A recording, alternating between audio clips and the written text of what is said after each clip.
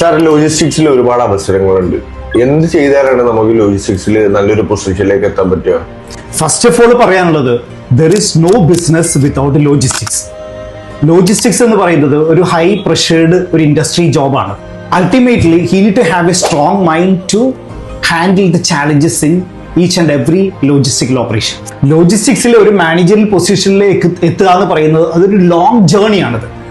ഇപ്പോൾ ലോജിസ്റ്റിക്സ് ഇൻഡസ്ട്രിയിലെ ഏതൊരു മാനേജേഴ്സിന് എടുത്തു കഴിഞ്ഞാലും അവരുടെ ഫസ്റ്റ് ജോബ് എന്ന് പറയുന്നത് ഒരു ഡെലിവറി ബോയോ അല്ലെങ്കിൽ ഒരു പിക്കപ്പ് സ്റ്റാഫോ ആയിട്ടായിരിക്കും.